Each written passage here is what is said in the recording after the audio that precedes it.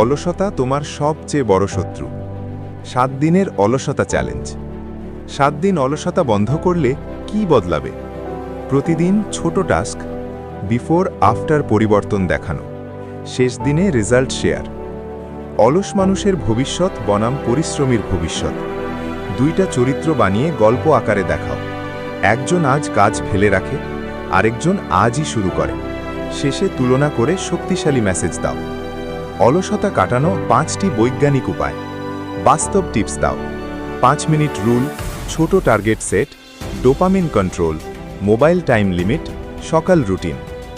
আজ না কাল, প্রোক্রাস্টিনেশন নিয়ে শক্তিশালী গল্প। আবেগময় স্টোরি। স্বপ্ন ছিল বারবার পিছিয়েছে, শেষে সুযোগ হারিয়েছে। দেরি করলে স্বপ্ন অপেক্ষা করে না। অলস থেকে সফল এর গল্প। রিয়াদ ছোট শহরের সাধারণ এক ছেলে। তার স্বপ্ন ছিল বড় কিছু করার। সে চেয়েছিল নিজের ইউটিউব চ্যানেল খুলবে, ব্যবসা শুরু করবে, পরিবারের অবস্থার পরিবর্তন করবে। কিন্তু একটা সমস্যা ছিল, সে প্রতিদিন একটা কথাই বলতো, আজ না কাল থেকে শুরু করব। সকালে অ্যালার্ম বাজত, সে বলতো আর 10 মিনিট ঘুমাই। 10 মিনিট হয়ে যেত 1 ঘন্টা। বই খুলত, কিন্তু 5 মিনিট পরেই মোবাইল হাতে নিত। একটা ভিডিও, তারপর আরেকটা ভিডিও। সময় কিভাবে চলে যেত সে বুঝতেই পারত না। তার বন্ধু সাদিক একদিন বলল, তুই শুধু প্ল্যান করিস, শুরু করিস না কেন? রিয়াদ হেসে বলল, সময় তো অনেক আছে, কিন্তু সময় কারো জন্য অপেক্ষা করে না। একদিন সাদিক ছোট একটা অনলাইন ব্যবসা শুরু করল। প্রথমে ছোট অর্ডার আসত, অনেকে হাসত, কিন্তু সে থামেনি। 6 মাস পর সাদিক নিজের টাকায় একটা ল্যাপটপ কিনল। 1 বছর পর সে পরিবারের খরচে সাহায্য করতে শুরু করল। রিয়াদ তখনও প্ল্যান করছিল, ডায়েরির পাতায় বড় বড় স্বপ্ন লিখছিল, কিন্তু কাজ আজও শুরু হয়নি। একদিন হঠাৎ একটা বড় সুযোগ এলো।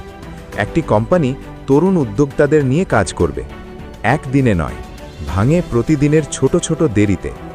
সেই রাতে সে আয়নার সামনে দাঁড়ালো, নিজেকে জিজ্ঞেস করল, আমি কি সত্যি ব্যর্থ, নাকি আমি শুধু অলস? উত্তরটা স্পষ্ট ছিল, সে ব্যর্থ না, সে শুধু শুরু করেনি। পরের দিন সে একটা সিদ্ধান্ত নিল, বড় কিছু না, শুধু 5 মিনিট কাজ করবে। 5 মিনিট হলো 30 মিনিট, 30 মিনিট হলো 1 ঘন্টা। সে প্রতিদিন একটা ছোট কাজ শেষ করতে লাগল। মোবাইলের টাইম লিমিট সেট করল, সকালে 30 মিনিট আগে উঠতে শুরু করল। 1 মাস পর তার মধ্যে আত্মবিশ্বাস জন্মালো। 3 মাস পর সে নিজের ছোট প্রজেক্ট লঞ্চ করল। 1 বছর পর মানুষ বলতো, রিয়াদ অনেক বদলে গেছে। কিন্তু সত্যটা হলো, সে বদলায়নি একদিনে, সে বদলেছে সেই দিন যেদিন সে কাল শব্দটা বাদ দিয়েছে। গল্পের শিক্ষা, সুযোগ বারবার আসে না, সময় কখনো থামে না, স্বপ্ন অপেক্ষা করে না। তুমি আজ যে সিদ্ধান্ত নিবে, তোমার ভবিষ্যৎ ঠিক সেই দিকেই যাবে।